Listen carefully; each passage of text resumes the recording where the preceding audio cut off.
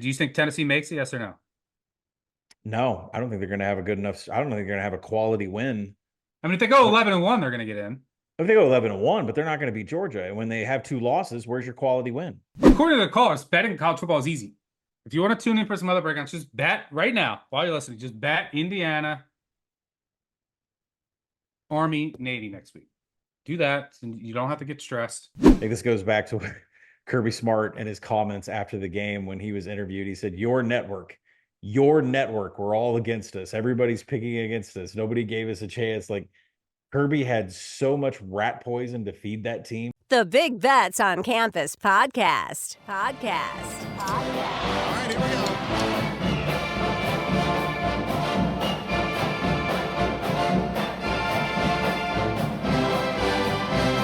What's up, Degenerate Nation? Welcome to the Big Bets on Campus podcast. This is the Week 8 college football betting recap. I'm Stucky, and joining me, as always, my fellow BBOC co-host, Colin Wilson. You get fitted for that neck brace yet, buddy? Horrible day. Arkansas no-showed. Down 6. You got the ball in the second half, and you throw a pick at the 2-yard line. Yeah, I don't understand. Like the game plan was bad. The defensive effort was bad. Talon didn't do as much as I thought. Bad penalties. And I'm not going to complain about the calls. I feel like there were 4 flags in a row that went against Arkansas. But then again, I don't know if that's being fan biased. I mean, there was legitimate targeting on one of our players where his head. No one knows what targeting is. No one knows what targeting is. Every time the announcers are like, "This is clear targeting," it's not. When they're like, I don't think this will be. It'll be targeting. No one knows. Yeah, Said it a million times. It's like what used to be a catch in the NFL. No one knows. Disappointing. I mean, just disappointing. Like Kentucky being a best bet and not even showing up, and Florida all of a sudden turning into the most explosive offense in the history of football. That was a little bit shocking. The handicap on Alabama, I thought was perfect for 2.5 quarters, and then all of a sudden Tennessee found themselves, and Alabama said, "No, we're the new Tennessee offense." It was a frustrating. Besides Georgia doing what we thought, it was tough. It was a battle everywhere. Yeah, I just pushed around money the entire day. I mean, to sum up my day, it was F around and find out. Because I faded Indiana. That was my worst call of the day. I also had some Kentucky. They just got out physical. I mean, they gave up almost 500 yards to Florida. It's a team who wasn't giving up 300 yards to anybody, and they played one of the toughest schedules in the country. But Indiana, they're a machine. Their offense is just firing on all cylinders. They got a great run game. Rourke he's playing like an NFL quarterback. He's in such rhythm with those receivers. He's also making tough throws. That offense is just, like I said, firing on all cylinders. And then I faded Army, and I got a bad number. I got hooked twice, which is really unfortunate because it was my fault. I just wanted over 14. It was my fault for not waiting to see if a 17 or 17 and a half came, which it did. So hopefully at least a couple of you got a better number on ECU. Because Oregon State got hooked too. Like there's a couple. Hooks Oregon State was annoying. They couldn't get a punt off to end the first half. It's blocked and leads to a field goal, and that was ultimately the difference. They got down to the 5-yard line at the end of the game, and they misused their timeout. It was so bad. They wasted so much time, and then there was a missed PI call in the end zone. But it's Mountain West refs. Yeah, you can't turn it over and get your punts blocked against UNLV, but it seems like they did all the time. So it was close. There's a couple games that could have, and that's all these Saturdays come down to. But I ended up like literally dead even. So yeah, worst call Kentucky and Indiana. Best call. Oh, and then Navy. I faded Navy too. So I faded Army, Navy, and Indiana. I said just wake up, bet those teams. I faded them, and it didn't work out. I mean, Navy was just what did where did Charlotte's run game go? They put a 50 burger. Well, Charlotte also turned it over 5 times in the first half. That's right. I mean, I think on like 5 successive plays, they turned it over. It was a mess. And then I was like, I mean, I had 2 amazing weekends in a row. I was like, I'm going to be staring down because it was weird to have a day where I broke even because all my days this year, all my Saturdays this year have either been amazing or disastrous. And I usually have like 3 or 4 Saturdays a year where you just push money back and forth. I was like, I'm staring down an awful day. And while I did get hooked in a couple, Western Michigan was a crazy game. I thought they got stopped on 4th down.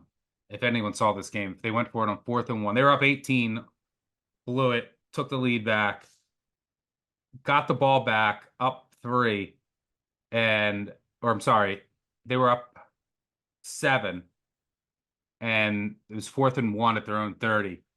It looked like they got stopped. Buffalo celebrated. There was 30 seconds left, and then they brought the chains out, and he got it by literally, you say the nose of the ball, but literally the nose of the ball.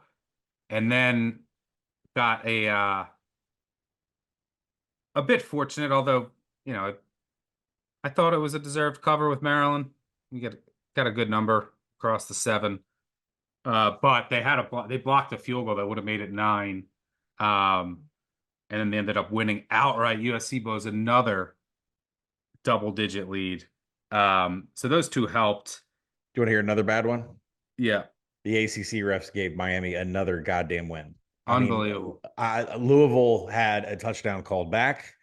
There was. I didn't get the greatest look at it, but wasn't Cam Ward? I'm surprised they overturned that. I don't think his hand was going forward forward? at all. I thought it was fumbled before his hand could even dream of going forward. I thought it was already out of his hands. They picked it up, scooped it, scored, went back, tied it up. Nope. I agree. There was also one of their touchdowns. There's an enormous offensive hold on the outside that let Cam Ward throw it, like as blatant as you can get.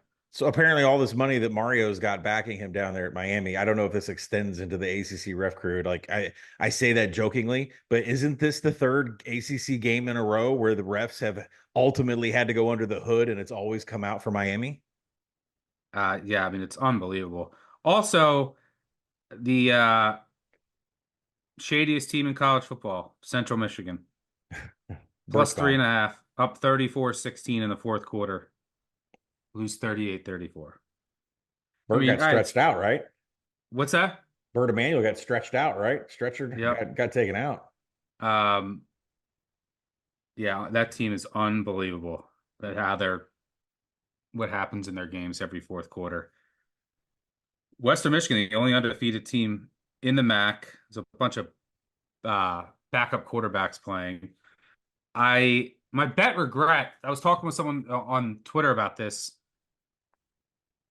and was not playing Georgia Southern to win the Sun Belt before this weekend. I think there was a 25-1 out there, and I was like, all right, if they beat James Madison, they already beat Marshall. Their schedule's really favorable coming down the stretch. That was certainly my bet regret after seeing Georgia Southern win outright. Best call, I'm the Papia Whisperer. Ball State, never in doubt. It was a service. Vandy's the only true service academy left in the country. Army and Navy are too good. They're too good on 3rd and longs now. But Vandy, they are playing true to form. So we'll see if they can continue those ways against Texas this week. So we have to talk about Texas. By the way, did you see what were your thoughts on that? Them overturning the call because of bottles being thrown on. I mean, that was unbelievable. They probably got it right, but I think if no one saw my tweet, my tweet really kind of summed it up. How in the hell do you make that call? That is one of the worst. That is one of the worst flags I've ever seen hit the ground in forever. Texas got screwed. And then my next sentence of the tweet was, "How in the world do you let you take a break for the trash? You talk about the trash. Sark's chilling out the crowd, and all of a sudden, oh no, we've decided this isn't a penalty at all, and you pick it up." Georgia got screwed. I mean, both teams got screwed. The flag should have never been thrown. Texas did not commit a penalty there, and they've eventually got it right. But I didn't know you could just go change the play while you're having a trash timeout. Watching the monitor, maybe getting word from somewhere else, hey, we better change this. But who's going to be the next crowd to follow suit? Don't get a call Right. you like. Litter Trash the the field with field. bottles. Right. Well, they'll be forced to look at it some more. And you get your way. Whiteboard, the transparency whiteboard recap. Agree. We went 2-5. We had Oak State, Kentucky, Oregon State, ECU. We'll count that as a loss, even though where it closed was a favorite. When we were recording, where I bet it was a loss. Maryland was a win. Charlotte was a loss, and your Hogs were lost. 12-6 on the year on agrees. Trash went 2-2, overlap with Charlotte and ECU, and then Ball State and Western Michigan come through. 5-1 on the trash for me, 1-0 for you. So not as great as the past 2 weekends have been for us, but yeah, I mean the Georgia game, I think it's just summarized this season. There's no elite team, and we found out. This is my entire handicap on Georgia. Are we sure Texas is elite and better than Georgia? They just got manhandled. And the answer was no, they're not. Well, they could beat Georgia if they play again, but I mean, they didn't play anyone. And they found out. Their first real, it's what I'm calling it, facing your first real opponent shock syndrome. We saw it with Tennessee, Ole Miss, Alabama. You go down the list, and the two feathers in Texas' cap were Oklahoma, who got obliterated at home by South Carolina, and Michigan, who got obliterated by Illinois, who stinks out loud. I saw that Michigan State opener at 7.5. I was like, I should get someone to bet this. It's probably going to be. Remember how you have this theory? Remember how you have this theory that teams that just play Michigan, they get this boost? How bad is Oregon going to beat Illinois? And Eugene, like, if we follow the theory that you're get pumped up by playing Michigan and Michigan's not that good, and now Illinois is going to play Oregon. I mean, if it's that theory, we should expect Oregon to score 60 here.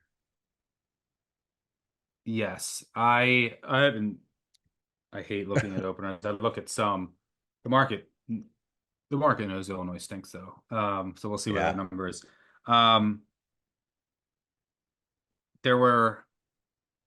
Can I mention one last thing? Yeah. My worst call of the day. I told everybody that I was not biting on any more Oklahoma teams, from the state of Oklahoma, and the Sooners were probably Did the you most bet embarrassing. Oklahoma? Yeah, I did. Oh my God! Bad. I told you, don't do it. How many a couple pick sixes, turnovers, Michael Hawkins Jr. They finally burned Jackson Arnold's red shirt, and his numbers were worse. His numbers were worse than Michael Hawkins Jr. You burned a red shirt for nothing. Jackson Arnold. Yeah, he came out and said he wanted to keep it, but he would play if needed. That's when you needed him? Like that no, there was no injury. You just decided, oh, we're losing. You weren't coming back in that game. I mean, oof, it's rough in Norman right now. How about you? Best call, bet regret? Go through best call. I know what bet regret is. Bet regret is Michigan State. You were all over that. I did not partake, and I knew it was the right play against Iowa, so I will definitely call that. Iowa somehow, for some reason, took money in like late in the week. I didn't understand that either. There was a lot of movement in the market that did not pay off, which I'm a little interested by. Yeah, Iowa closed 6.5. I think there was like a touch 7 at something. I was like, what is going on? There's like an injury or something. Well, that was dominant by Michigan State. Misleading. They kicked 7 field goals and still scored 32 points. I'll do 2 small best calls. One is Indiana to win the first quarter. They've now gone 7 games and they have not allowed a single point in the first quarter. You could probably bet I'm going to be betting Indiana first quarters for until it loses. And then my overdog, Washington State, not a sweat. Hawaii just showed up and got out quick. Washington State won 42-10 for an overdog. Yeah, a lot of the teams who have been living and dying or just living on turnovers, they've been good too, but like Army, Navy, UNLV, BYU, they all survived another week. There was 14 teams who played unranked. There were 14 ranked teams who played unranked teams this week. All 14 won. So there were no ranked teams that got upset by unranked teams. Now, some ranked teams went down, but they were playing other ranked teams, Georgia, Texas, and Alabama, Tennessee. I mean, that game was ugly. I mean, that's a marquee game. I had it on a side TV and was barely paying attention. I think it was on. Yeah, I was more enthralled with Western Michigan Buffalo than that game. That game was ugly. Let's see. Iowa State escapes UCF. And escape is the right word. That was disgusting. They did not deserve to win that game. Yeah, UCF definitely found their rushing attack again with Ja'Cory Brown. Can't really throw the ball, but I mean, look, BYU. We'll talk about this later in the week, but BYU can't defend the edge. Can't defend mobile quarterbacks. They were about to get blown out if Rangel doesn't get hurt. If Ollie Gordon doesn't get hurt, mobile quarterback and Ollie Gordon were just running all over BYU, and that's been a problem for that defense all year. Now you're going to have Harvey and Brown. Could be problematic. UCF definitely shut up. Are they going to be deflated now? I don't know. That's a question that we'll have to ponder. Let's see. Let me go through some of these other results. Actually, let's just get to the voicemails. We'll go through the results using those. Bad beats, backdoors, and miracle covers. However you're feeling, we want to hear from you. You have reached the voicemail box of The Big Bets on Campus podcast. The guy is drunk, but there he goes. Leave a message after the bleep. Stucky, Steve from Michigan. Jesus Christ. I had to sit through a 4-year-old's birthday party for 3.5 hours. For 12 kids just running and screaming, only to come home to turn on this stupid Florida State and Duke game. Jesus. What the you of all people, and you back to Knowles here? Come on. Just a reminder that when it comes to Florida State, there's no such thing as the bottom of the market because it can always get worse. We go from Brock Glenn in the first quarter doing his best Nathan Peterman impression to this other kid who's scared to throw the ball. And I have to look at Mike Norvell's stupid, clueless face on the sidelines for 4 quarters. To use one of Stucky's words, this team is an absolute carcass. What a way to start the weekend. Fire this Florida State team into the sun. How are they this incompetent? They spiked through 14 points in the first half, and then they slowly make their way back. You're like, all right, here we go. Maybe Florida State's finally going to turn around. And what do? Every time they get into Duke territory, and they shoot themselves in the foot. Every time on offense. How? How are they this incompetent? Oh, my God. I can't believe I just put money on that team. Yeah, he's right. Florida State, possible points inside the 40. They're finishing drives. They averaged 1.5 points every time they got into scoring territory. Yeah, I mean, they stink. It was the first time I bet them all year. They still almost covered, and they gave Duke 1 million points. They dropped 2 long bombs, including a touchdown. And they fumble on their. I mean, I got my one backdoor tied. 4 more chances this week. I got my one with LSU. It's probably all I'll get. I feel like I'm still paying for the Duke Northwestern over. But I mean, I bet +4, close 2.5. I can't really complain that much. But yeah, probably the last time I'll be betting Florida State. It's bad. The drops, the turnovers. It's embarrassing. I mean, Duke had 100. What did Duke have? 175 yards of total offense, and they cover as a favorite. That was gross. But yeah, you get what you pay for. Florida State's a bad team. Duke had people hate the Island game losses, man. Yeah, 180 yards total. Bad. This is minor. Mother effing Mason. Yeah, Scotty Walden's had a tough first season, but Colin was saying, FIU, I got -2.5, and then it moved -7, and you guys should keep betting on that. And what happened, Colin? We won outright. So do you know what happens when the Miners go 0-6? We get even, and we're going to end up 6-6 and go into a bowl. And you're going to be like, oh, you guys got to play at Tennessee at the end of the season. But guess what? Bet your entire mortgage, house payment on the Miners to cover against Tennessee. I mean, that's an absolute lock. Yeah. Miner Nation, welcome back to the show. We haven't heard from you in 2 months because UTEP hadn't won a game. They even lost at home to an FCS team where their coach was trashing the city. Yeah, The beautiful city of El Paso. But I'm happy to hear from you and happy you got your first win over FIU. Congrats, brother. Enjoy the pizza party. I'm glad that we're the Scrooge McDuck is back swimming in his Rio Grande River of money that he has, but UTEP is still not going to get their season win total. I might as well just hold on to that ticket. It's going to cash here real soon. You're not going to get every game where a team like Florida International has 4 turnovers, 3 fumbles, an interception, and you get 3 different quarterbacks after Keon got hurt. I don't know. Hayden Carlson was bad. Amari Jones was bad. Like, how many quarterbacks went down in El Paso that night?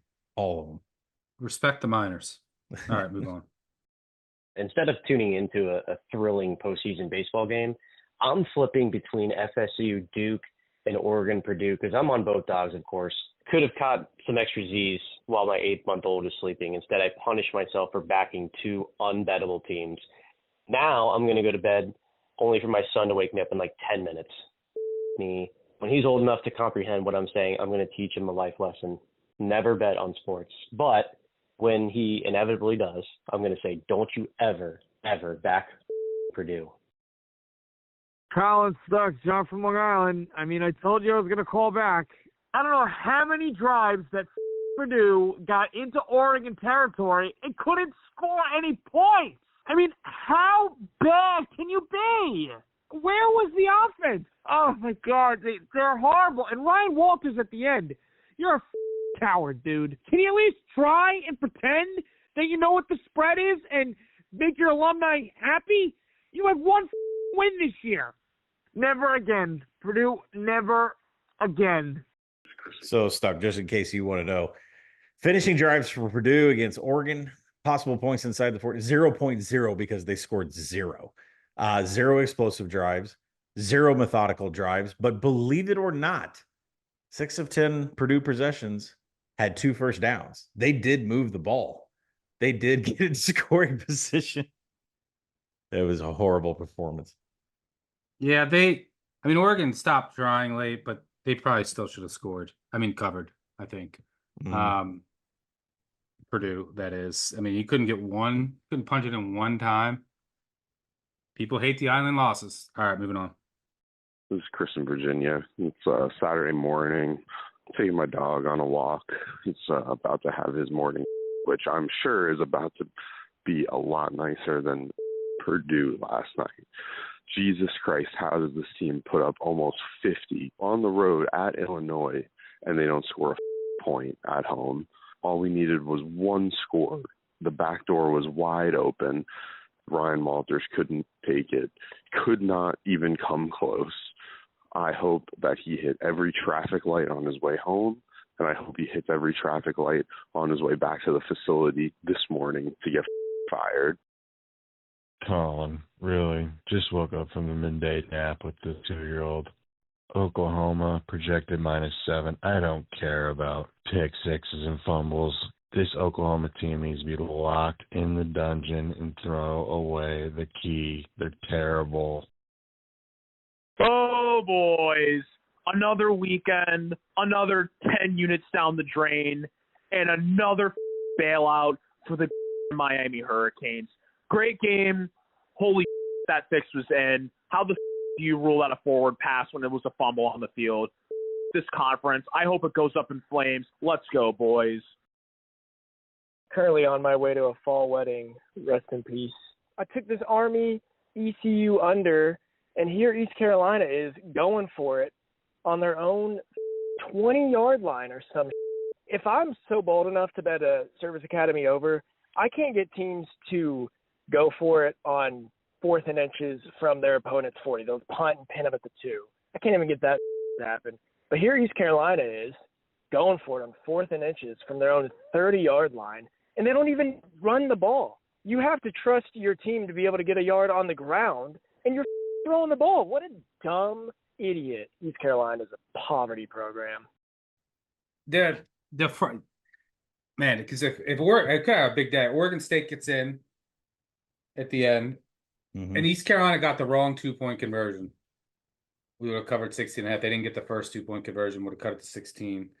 I'd have an even day. It would have been that close. That was super annoying, super bizarre game. I mean, Eastern Carolina is their offense.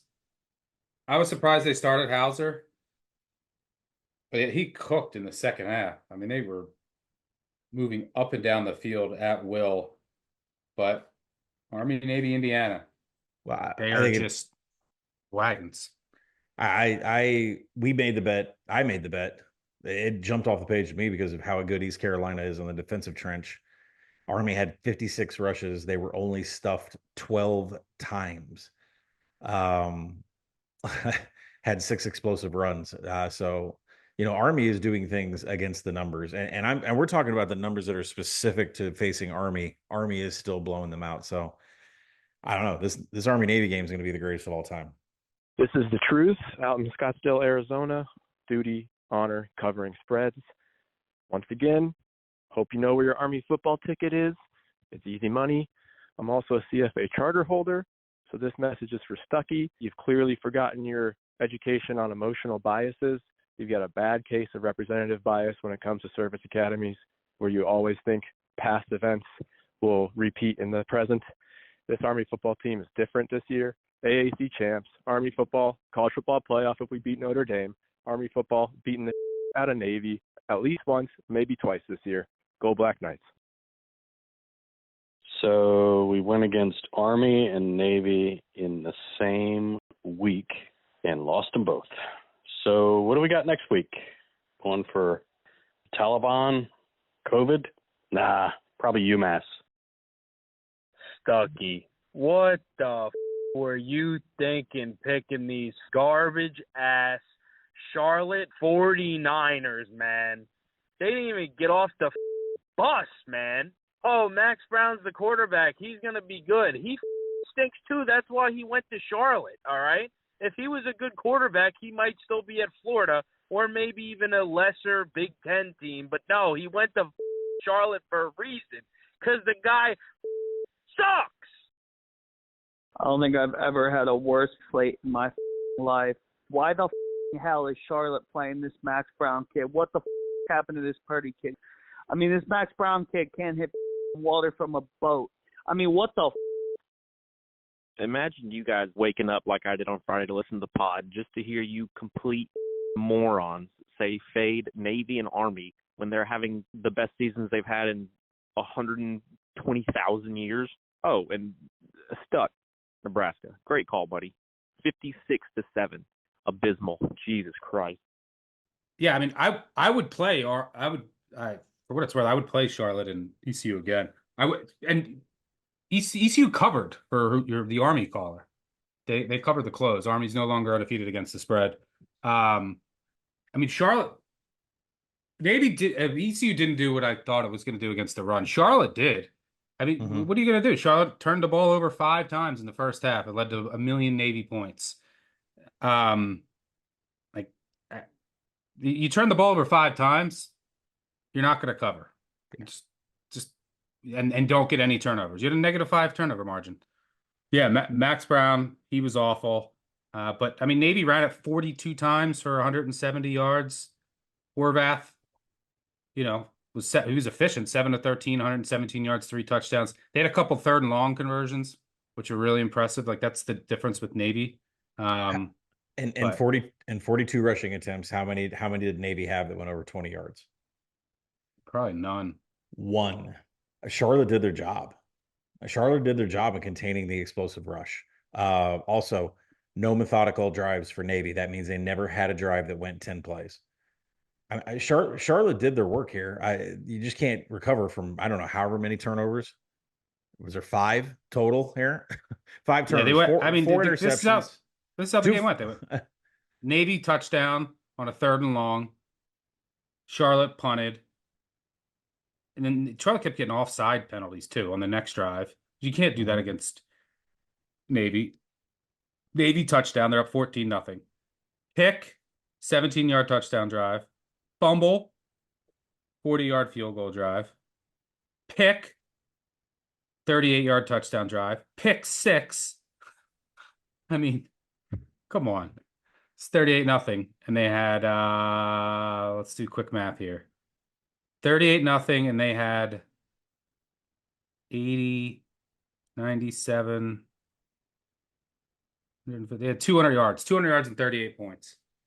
So, yeah, I mean, credit. If you played Army Navy, credit to you. I was wrong. I'm a moron. What can I say?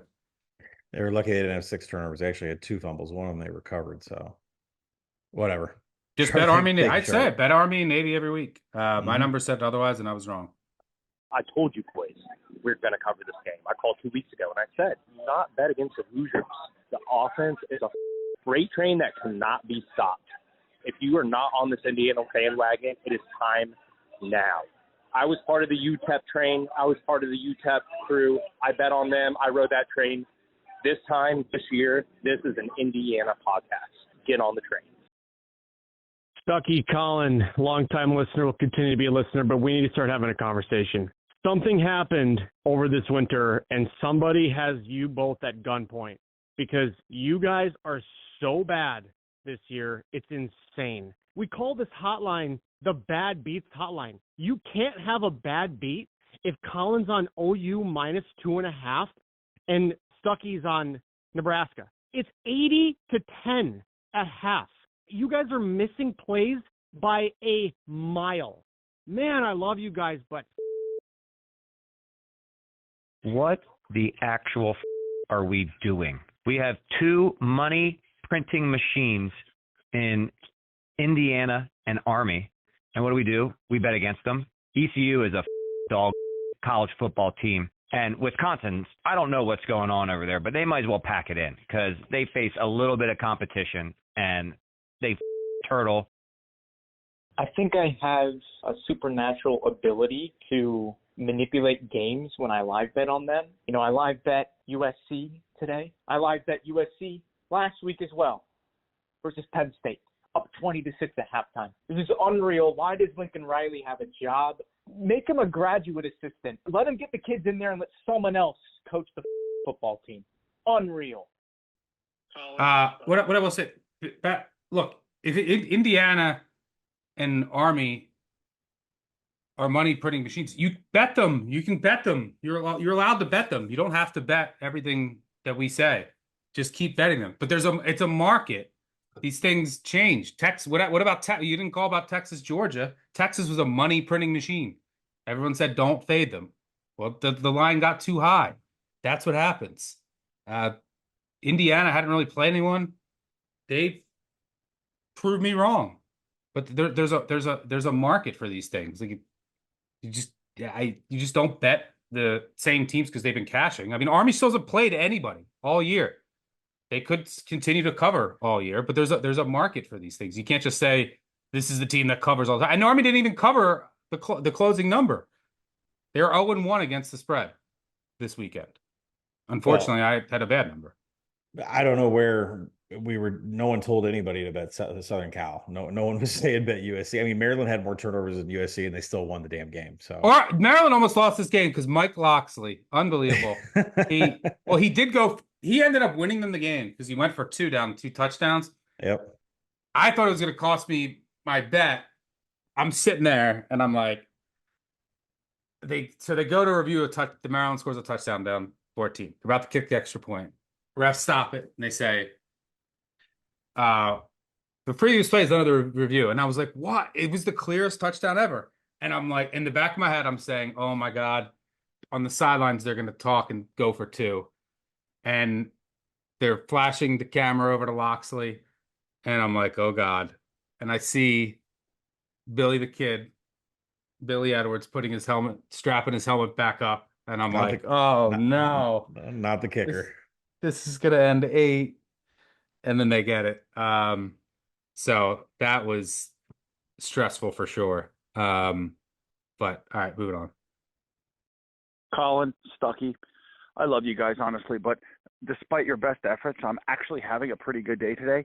But Illinois, Michigan, Colin, you get on here and you're like, oh, they're third against the country in interior zone run concepts. They can't handle the Illinois pressure. Michigan stinks. Anyone that's watched them play for 5 minutes knows that this team can't play. They're on their third string quarterback. They're horrible. And Illinois is getting points at home, and you guys are like, oh, I can't get to this number. This is easy. Michigan in an easy spot. I mean, what are we watching, guys? It's the middle of October. Step away from the computer and just watch the games, all right? But I love you guys. Yeah, I don't think I said I couldn't get this number. I said I liked Michigan, but the number moved too much, so I couldn't bet them. But I liked them in that game. Was dead wrong. And you say down to the third string quarterback, it's probably their best option. The problem is they don't know who they are. And they probably should just stick with Orgy and try to run the ball. Like they don't have receivers. I don't know what they're doing. They're poorly coached. They're regressing. They're not like it's bad. I think Michigan State's going to beat them. Oh. Look at the trajectory of those two teams. Like Michigan State under Jonathan Smith. Yeah. And Michigan. Yeah, I was dead wrong there. I'm glad that the market moved because I would have bet them big at a pick. They were +1, and it got slammed and went out to 3.5. No, 4, 5. No, 6. I'm saying where it kept going. It went to 3.5 early in the week, and then out and out and out. So yeah. The market was wrong. I thought Michigan was going to win. I was wrong. Tuttle went 20 of 32, no TDs. No, there's no explosiveness. They don't. The receivers can't get any separation. It's insane. I mean, Illinois threw for what 50 yards in the game. Yeah, and what was Altmaier's stat line? Hey, he went 9 of 18 for 80 yards and a TD, but they didn't have to do much. They just said, Michigan, you're not going to score. They didn't have a single rusher go over 54 yards. I mean, they didn't really do much offensively to get this win. I mean, yeah, but they deserved it. Michigan didn't do anything. Market was dead wrong there. It happens. It's even worse at the Michigan. I was way wrong. But market closed 5.5. So if you had +1, it's a good bet. Just because you didn't get to the window, but you make that bet. You make that bet a million times. You get 6 points of closing line value in a market this efficient. You're doing something right. So I was regretting that I didn't have that ticket, but I was wrong on the game. I thought Michigan was going to win. Yeah, and what's going on with Michigan's offensive line? I mean, Illinois had 5 sacks for 37 yards. Michigan's defense only had 1 sack. I don't know what's going on with pass blocking, pass protection for Michigan. It's probably because they're not used to it. We haven't passed enough this year. We don't have enough experience pass blocking. How about the corpse of Rutgers? People were talking Rutgers playoff earlier this season. They luck boxed Washington, lose to Nebraska, get blown out at home by Wisconsin, respond to losing to UCLA in a horrid spot, traveling across country, played 4 straight top 20 teams, then a barn burner with Minnesota. I know Rutgers has injuries, but man, they gave up 35 and 500 yards to UCLA, and they lose at home. Now, where's USC? Where's USC mentally? They host Rutgers on a short week out west. They're both traveling across the country. Weird game there. But, do you have anything there? Yeah, UCLA was actually pretty amazing considering what I thought the Rutgers defense was. They had 10 offensive possessions, 4 of them methodical, means they had 10 play drives. 2 of them were explosive, which means they averaged 10 yards per play. and 6 of them had at least 2+ first downs. Like UCLA was everything on offense in this game. 63% success rate in passing plays for Ethan Garbers, 32 of 38, almost 400 yards and 4 touchdowns on what we thought was a good Rutgers second. Did Rutgers just not show up? Did they not get off the bus? I mean, this UCLA, I have not seen this kind of efficiency out of them. I know Ethan Garbers can pass, but this kind of efficiency and this kind of offense, I didn't expect that out of UCLA. UCLA covering machine. Missouri comes back, by the way, to beat Auburn. I thought Auburn was going to somehow blow that cover. Man. Brady Cook got hurt, came back, and in the fourth quarter led them to a victory, hit a couple explosives. They couldn't run the ball at all. I mean, this is the same tired Auburn story every game. Mm-hmm. I think they were 151-1 over the past 20 years when leading by 14 plus in the second half. I think it's now 151-2. They even got a muff punt touchdown. They don't have a kicker. It's a problem. They missed a 30-yard field goal in the second half. And yeah, I mean, Missouri pretty much saves their season. I don't think this team is really any good as far as, national title contender. But credit to them for pulling out another comeback win at home. They've done it against BC, Vandy, and now Auburn, who just finds ways to lose this game. Peyton Thorne didn't even throw a pick in the game. Unbelievable. All right, moving on. What is this Michigan dream I was sold? I legitimately can't even remember the handicap because of what I've been watching for the last few hours. Almost every round robin I've got has got Michigan in it. Like, what the was the actual reasoning? I legitimately am calling because I need to hear why we bet on them together as a unit. You, Stuckey, Colin, me, we all decided to do this together. What was the reasoning? Michigan, holy. I got a new segment. Woo, pig suey. Colin doesn't talk Razorback football. And then it just goes to some other game where he talks about Havoc, and that game doesn't cover either. I'm so sick and tired of Colin Wilson telling us about all the ins and outs about Arkansas football. Taylor Green throwing the ball at practice. Landon Jackson knows the offensive lineman. All that for this performance from Arkansas. We're done with Arkansas, Colin. Colin, that's them exploding and destroying and hopefully taking a whole big nuclear bomb to the Arkansas program. I cannot believe that I put money on this team. My grandmother is from Arkansas. Arkansas, are you kidding me? LSU guy here. That was never even a question. How about sometimes maybe these numbers, your math, whatever, how about it don't make it? Arkansas, they don't even deserve to be on the same field as LSU. Go Tigers.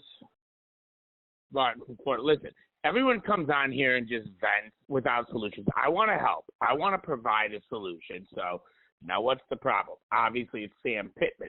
But let's dive into that. Because here's what Sam Pittman's currently doing right now. Taking in the locker room with the team.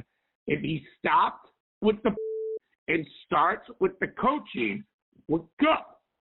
So we diagnose the problem. Now we find the solution, right? Also, fire that fat loser.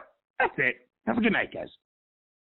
Not a good showing for Arkansas whatsoever. Taylor Green was completely corralled. He ended the day with 6 rushes, -10 yards. I mean, there's some sacks that are involved there, but he never let loose. He never got down the field. Jaquindon Jackson was hurt, inefficient, 526 yards. Debinion, Anthony Russell. I mean, this rushing attack, the rest of the rushing attack produced 20-something yards. The defense didn't do their job. Arkansas didn't record a sack. Allowed 7 quarterback hurries of Talon. It was, and you know what, LSU, I mean, it wasn't a clean game by them. They had 11 penalties for 80 yards, but at the same time, there was just no answer for Nuss. 239 yards passing, a TD. He did have an INT, but LSU was just a much better team. Arkansas looked disorganized. The play calling was bad, and I don't think the defense was quite ready to do what they've done to previous passing attacks. So it's bad all the way around, players and the coaches. Yeah, I thought. I mean, Arkansas had that chance down 6 of the ball through the pick. That had pretty much ended the Yeah. game. There were some bad calls on Arkansas, but LSU had plenty of penalties. I was just flat out wrong on that game in the spot. LSU was the clear right side. Was impressed with Nussmeier. They also got some help from the rushing attack. Arkansas got none in that department. Yep. So, yeah, I don't think this was on Green. I thought they would do more with his legs, which he didn't.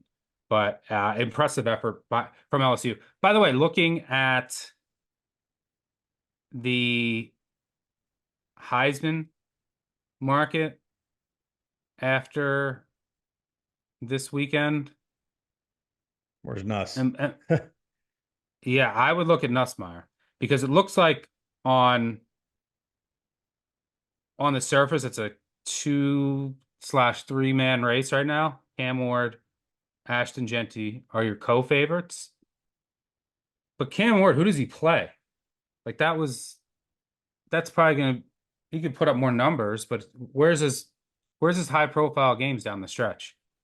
Clemson causing 6 turnovers in the ACC championship. Yeah, but so like there's not a lot of marquee games. So like this is the peak.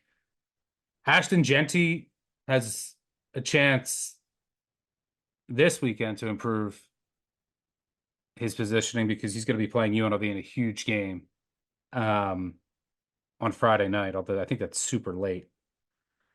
So I'm not sure how many are going to be watching that. I know I will. And then you got Dylan Gabriel, who has improved his stock the past 2 weeks. Then you're down to like,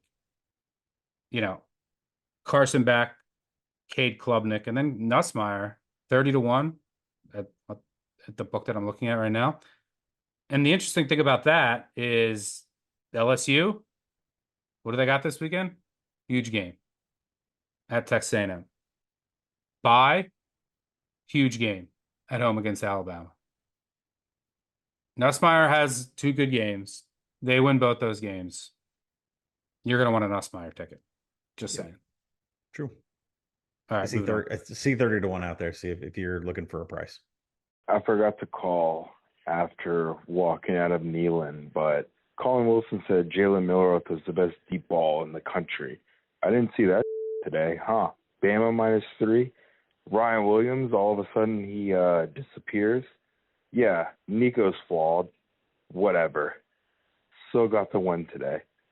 Go Big Orange. Colin Stuck. Brutal day. Oregon Duck fan calling in. The SEC family tree has finally been shaken up. Tennessee is now Alabama's daddy. Milroe looked like my fat ass out there. Couldn't hit water if he fell out of a boat. And can we also be honest? No one's good until they play an actual opponent. Texas is back. Texas is back like I'm 6'3" with 6-pack abs. Guess what, boys? That ain't me. Go Ducks. We're gonna win the national title. And thanks for all the work, boys. Peace. I'm just mad because Tennessee and Alabama. These are 2 teams been wanting to fade and fading, and they look like 2 teams that should be faded. And I didn't make any money on the game. But it was ugly. I gotta say, Tennessee did their defensive line did a really good job, especially limiting Milroe's legs. I thought that was pretty key. I mean, Alabama ran it 34 times for 75 yards. Now, that does include sacks, but I mean, look at the backs for Alabama. Jam Miller, 12 carries, 42 yards. Justice Haynes, 8 carries, 22 yards. And Milroe had no explosive runs. Mm-hmm. So I thought they did a really good job in that aspect. And Milroe threw 2 picks. Nico he made that throw at the end. You got to give him credit for that, but he was bad. He was not great. The Tennessee rush attack was more efficient. I think the difference. Milroe went 0 for 5 on passes beyond 20 yards, which is supposed to be his specialty. He couldn't connect with one target. I mean, it has been. To be fair to the caller and to what you said, he's been the most efficient deep ball passer in college football over the past 2 years. I mean, there's data for that. Yeah, and give Tennessee some credit. I mean, at 0 for 5 on deep passing. Milroe did have 2 turnover-worthy plays. Both of them were interceptions. One was medium range, 10-19. The other one being 0-9. Of course, that's where Milroe has always struggled. So the Tennessee defensive game plan to keep everything over the middle and to keep him contained in the pocket was good, because I felt extremely comfortable with my Alabama tickets until all of a sudden, somewhere in the middle of the third quarter, Jalen Milroe couldn't hit the broadside of a barn. His accuracy was gone. He was floating things over heads, left, right. Something got him rattled in that second half. Yeah, it was not the prettiest game. Moving on. Kirby had them dogs rolling. Carson Beck couldn't hit a broadside of a barn, but that doesn't mean anything. We spoiled the refs. Those zebras throwing flags all over the field. More flags than water bottles. And Chris and Kirk up in the booth just loving on the Longhorns. What the was this thing? A Longhorn party? Go Dogs. I think this goes back to Kirby Smart and his comments after the game when he was interviewed. He said, your network, we're all against us. Everybody's picking against us. Nobody gave us a chance. Like, Kirby had so much rat poison to feed that team. Tell me, Stuck, like, we have been waiting for this Georgia defensive front to wake up and act like that we know who they are. Michael Williams finally in the second half shows up, starts deflecting arms and passes and getting involved in every single thing. But give Georgia give them the front seven credit, because we haven't seen them play that kind of game with that kind of urgency the entire season. Yeah, one thing I'll say is I thought that, I mean, a key point that I didn't talk about, I mean, basically, I already talked about my handicap, but Georgia was pretty basic. But Georgia really, if you look back, I mean, really, they beat anybody unless your name is Alabama. Kirby Smart's won 51 in a row. Team's not named Alabama. Georgia, in particular, has struggled at times against mobile quarterbacks. And that's like kind of, and that goes back to even Saban at times, right? You have a mobile quarterback, it can give, there were times where it could give his defenses issues. But Kirby, Baker Mayfield, remember that? Yeah. Manziel. Mm-hmm. But the his defense has struggled at times against mobile quarterbacks. That's not Texas. So I thought it was a good matchup in that aspect. And I think not having a healthy Isaiah Bond was, I mean, he clearly was not fully healthy. That hurt as well. But the mobile quarterback thing, like, that's, if you're not mobile, Georgia they can shut you down. Well, Kirby's always been able to do that. If you don't have a mobile quarterback, you're going to need to run the ball. I think the thing that's popping off the page on me to hear, Texas had 20 rushing attempts. They were stuffed 11 times. The national average is 30%. That is way above now. I mean, they stuffed over half of Texas's rushing attempts. You were just behind. You were behind the 8 ball the entire time when you have no mobile quarterback. Quinn sucked for a while. I don't know why I would have let Arch finish the game. So, and your rushing attack got stuffed on over half of attempts. It's tough sledding out there. Arch went 3 of 6 for 19 yards. I'm just not, I mean, I don't know. I might have kept him in there for a little bit longer, but got to give Sark credit. He sticks with viewers. He says it to the press. He says it to Quinn, and then he actually does it on the field, that it's always going to be Quinn Ewers' job this year. Here's a game that's going to go on, no one's going to talk about, but under the radar. San Jose State minus 11.5 against Wyoming. Up 17. San Jose State's up 17 with Wyoming throws a pick. There's under 2 minutes to go. Not even the 2-minute warning. San Jose State's up 17 with the ball, under 2 minutes to go. Wyoming's calling timeouts. 4th and 1. A minute left. San Jose State punts it, as you do. But I was surprised Wyoming was calling timeouts. Wyoming, one of the most anemic offenses in college football, gets the ball back with, I believe, 30 seconds, 25, 28, 70-yard touchdown cover. You had San Jose State. That is absolutely brutal. One of the, yeah, you mentioned the odd line movement. I was like, what's going to happen in this Texas A&M game? Texas A&M closed over 21. That was that thing. My power rating was 13. What was that number? I got scared off. I got scared off another game that ended up being a loser, so I ended up saving juice. I thought there was an injury I was missing or something. Mm-hmm. That thing to cross 21 in that game was crazy, and they were never close to covering. You ready for some trivia? There were 37 log targets for San Jose State. How many of those belong to Nick Nash? 37 targets in the game. I do know he got his 11th touchdown. I'm going to say 37 targets. Or 37 targets to 8 players. Yeah, Eget played like the whole game. I do know that. Brown was spamming him. He used to spam him. Eget didn't throw to him as much, but I know he had 10 catches, and I know he got his 11th touchdown. So I'm going to say he had 10 catches on, I don't know, 19 targets. 17 of the 37 targets. You're close. Yeah. Yeah. It would have been 20 if it was Brown. What an animal. The famous Doc Brown. Doc Brown loves spamming himself some Nick Nash. What was another game? Look, hey, according to the callers, betting college football is easy. If you want to tune in for some other breakdowns, just bet right now while you're listening. Just bet Indiana, Army, Navy next week. Do that, and you don't have to get stressed if we end up fading any. And then fade Southern Miss. Southern Miss, have they covered again? Well, you faded them against Louisiana. That's the one time I did, and they covered. That's it. That's their one cover. They technically didn't get a non-cover against Kentucky because the game got canceled at the half, but they were down 31-0. Yeah, Southern Miss doesn't cover again. But you can't quite put them in quit watch, though, right? Are they in quit watch? They're still trying.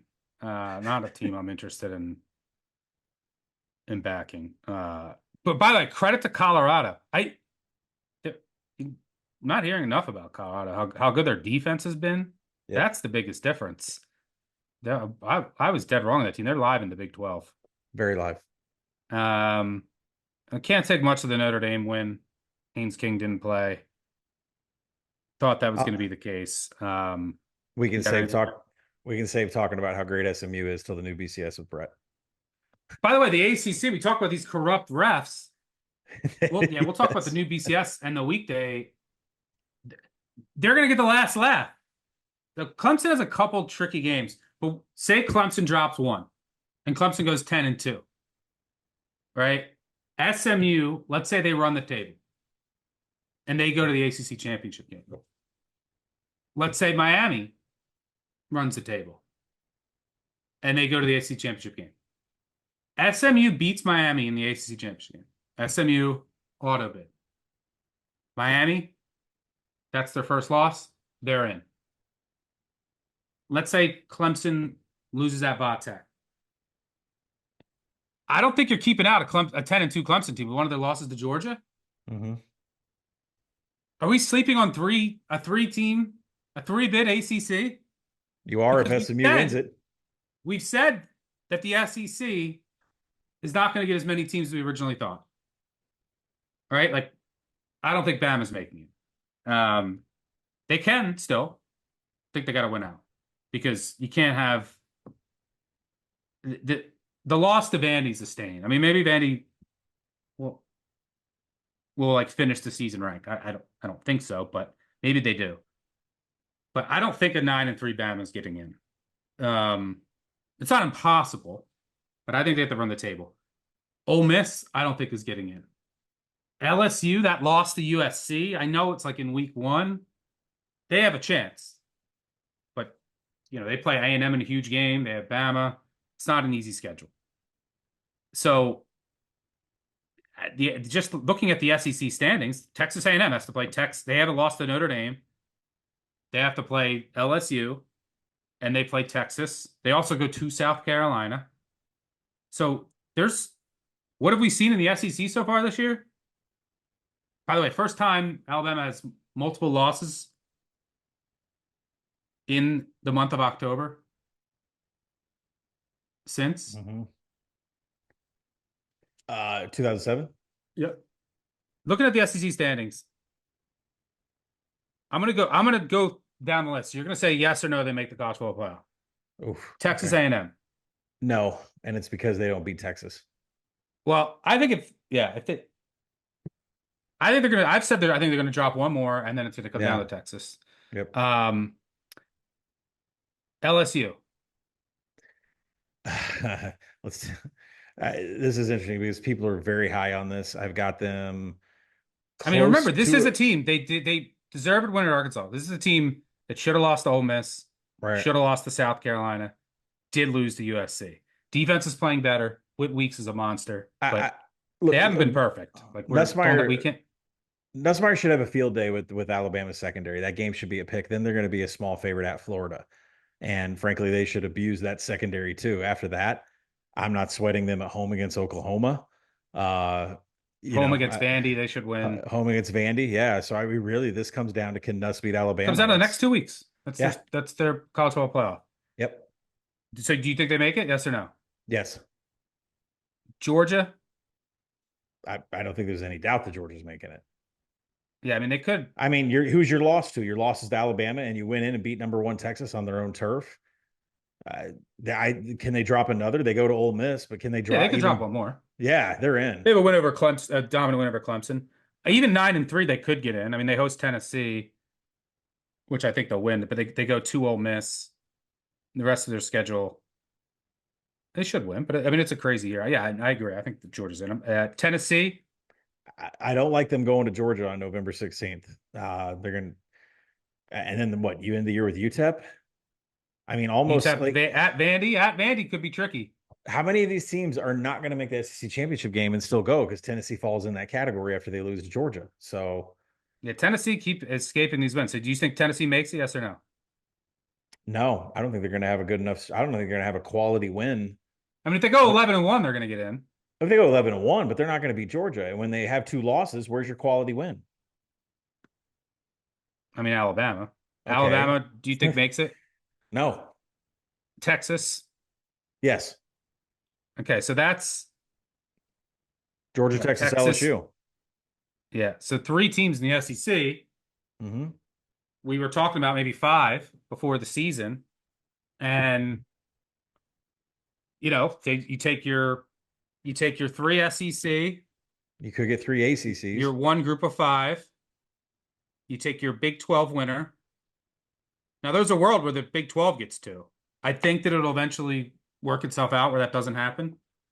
But, if BYU and Iowa State go undefeated, right, and they both play in the Big 12 championship game, I think they're both going to get in. But yeah. I don't think that's going to happen. Kansas State is 6-1 also. I mean, they're not out of it either. 6-1 for the season, 3-1 in conference. I mean, they're in the play. They're in the playoff discussion. Yeah, but I think they would have to win the Big 12. Yeah.